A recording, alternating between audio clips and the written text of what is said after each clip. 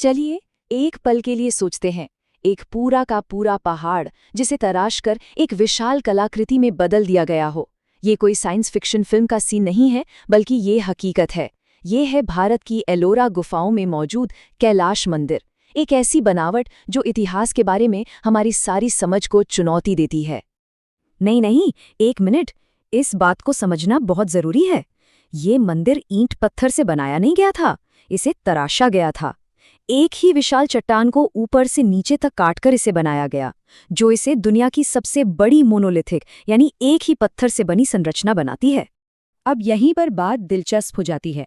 आज के एक्सपर्ट्स और आर्कियोलॉजिस्ट का मानना है कि इस तरह के काम में सदियां लग जानी चाहिए थी, लेकिन पुरानी कथाएं और रिकॉर्ड्स कुछ और ही कहानी कहते हैं कि ये सिर्फ 18 साल में बनकर तैयार हो गया था। आखिर ये कैसे मुमकिन हुआ? तो चलिए जरा और गहराई से समझते हैं इस अकल्पनीय बनावट को और इसके पीछे की अविश्वसनीय इंजीनियरिंग को। तो ये अद्भुत कलाकृति राष्ट्रकूट वंश के राजा कृष्ण प्रथम ने 8वीं शताब्दी में बनवाई थी। महाराष्ट्र के एलोरा गुफा परिसर में मौजूद ये मंदिर भगवान शिव को समर्पित एक वास्तुशिल्प का चमत्कार है। लेकिन असल रहस्य इसकी बनावट में नहीं, बल्कि इसको बनाने के तरीके में छिपा है। कैलाश मंदिर मोनोलिथिक आर्किटेक्चर का सबसे बेहतरीन उदाहरण है। सुनने में ये शब्द थोड़ा भारी लगता है ना, लेकिन इसका मतलब सीधा सा है। एक ही विशाल पत्थर से बनी मूर्ति जिसमें कोई जोड़ नहीं, कोई गारा नहीं, सिर्फ शुद्ध अटूट मूर्तिकला। कारीगरों ने एक बहुत ही अनोखी तकनीक अपनाई, ऊपर से नीचे की ओर। जरा सोचिए, आमतौर पर इमारतें नीचे से ऊपर बनती हैं, है ना? लेकिन यहाँ कहानी बिल्कुल उल्टी थी। उन्होंने पहाड़ की चोटी से शुरू किया और नीचे की तरफ तराशते चले गए। इस तरीके के लिए कमाल की प्लानिंग की जरूरत थी, क्योंकि एक गलती का मतलब था पूरा प्रोजेक्ट बर्बाद। तो सवाल वही है, आखिर ये हुआ कैसे? और यहीं से शुरू होती है असली बहस, जहां पारंपरिक वैज्ञानिक तर्क और वैकल्पिक सिद्धांत आमने सामने आ जाते हैं। पहले इस नंबर पर गौर कीजिए, 4 लाख टन। इस मंदिर को बनाने के लिए लगभग 4 लाख टन चट्टान को काटकर हटाना पड़ा था। ये कोई छोटा मोटा नंबर नहीं है। और यहीं पर एक और बड़ा सवाल खड़ा होता है, आखिर ये 4 लाख टन पत्थर गया कहाँ? आसपास की जगह पर इसका कोई नामो निशान नहीं है, जैसे हवा में गायब हो गया हो। तो अब हमारे सामने दो कहानियां हैं। एक तरफ एक्सपर्ट्स कहते हैं कि इसमें 100 साल से ज्यादा लगने चाहिए थे। दूसरी तरफ हमारी पौराणिक कथाएं और रिकॉर्ड्स कहते हैं 18 साल से भी कम। ये कितना बड़ा फर्क है, सोचिए। अगर इन आंकड़ों को थोड़ा और सरल करें तो 18 साल में इसे पूरा करने का मतलब है कि कारीगरों को दिन रात हर घंटे करीब 5 टन चट्टान निकालनी पड़ती, वो भी उस जमाने के साधारण औजारों से। क्या ये मुमकिन लगता है? यही अविश्वसनीय रफ्तार कुछ रिसर्चर्स को, जैसे डॉक्टर अर्जुन पटेल को, ये सोचने पर मजबूर करती है कि शायद कोई खोई हुई तकनीक थी, कुछ ऐसा जो इतिहास के पन्नों में कहीं गुम हो गया है। और इस खोई हुई तकनीक वाली बात के सबूत मंदिर के अंदर ही छिपे हुए हैं। देखिए, एक ऐसी ड्रेनेज सिस्टम जो 1200 साल से काम कर रही हैं।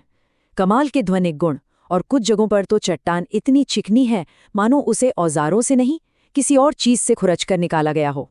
कुछ लोग तो छत पर बने शेरों को पौराणिक उड़ने वाले वाहनों यानी विमानों के लिए एक हवाई मार्कर भी मानते हैं।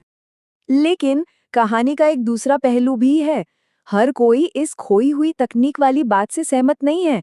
पुरातत्ववेद डॉक्टर मीरा राव जैसे लोग कहते हैं कि शायद हम अपने पूर्वजों की काबिलियत, उनकी सरलता और उनकी अटूट भक्ति की शक्ति को बहुत कम आंक रहे हैं। और इस मंदिर की मजबूती का सबूत तो इतिहास खुद देता है। 17वीं सदी में 1000 लोगों ने 3 साल तक इसे तोड़ने की कोशिश की, और नतीजा, वो इसे बस मामूली सा नुकसान ही पहुंचा पाए। ये अपने आप में इसकी बनावट की गवाही देता है। तो अब तक हमने बात की कि ये मंदिर कैसे बना, लेकिन ये क्यों बना, इसकी कहानी भी उतनी ही दिलचस्प है। चलिए इसके गहरे आध्यात्मिक मतलब को समझते हैं। कैलाश मंदिर सिर्फ एक इमारत नहीं है, ये पृथ्वी पर स्वर्ग की एक नकल है। इसे भगवान शिव का घर यानी पवित्र कैलाश पर्वत का जीता जागता रूप माना जाता है। इसकी पूरी वास्तुकला में आपको पवित्र ज्यामिति यानी सेक्रेड ज्योमेट्री दिखेगी। ये एक्सिस मुंडी की तरह है, जो धरती और आकाश को जोड़ती है। इसका पूरा लेआउट एक 3D मंडल जैसा है और इसमें ऐसे जटिल पैटर्न हैं जो ब्रह्मांड की संरचना को दर्शाते हैं। तो आखिर में हमारे सामने दो ही रास्ते बचते हैं, दो दिलचस्प संभावनाएं। तो आखिर ये है क्या? क्या ये इंसानी महारत का एक बेजोड़ नमूना है जो हजारों कारीगरों की लगन और मेहनत का नतीजा है, या फिर हम किसी ऐसी खोई हुई तकनीक के सबूत देख रहे हैं जो इसकी अविश्वसनीय गति और बनावट को समझा सकती है? जवाब चाहे जो भी हो, कैलाश मंदिर हमें इस सोचने पर मजबूर जरूर करता है कि हम प्राचीन सभ्यताओं के बारे में कितना कम जानते हैं। ये एक जीता जागता सबूत है कि शायद वो हमारी कल्पना से कहीं ज्यादा उन्नत थे। तो सवाल यही रह जाता है, क्या ये एक अनसुलझा रहस्य है या इंसानी इच्छा शक्ति की एक ऐसी कहानी जिसे हम भूल चुके हैं? कैलाश मंदिर को देखकर ये सोचना लाजमी है कि जवाब शायद आज भी उन्हीं पत्थरों में कहीं लिखा है, बस उसे पढ़ने वाले का इंतजार है।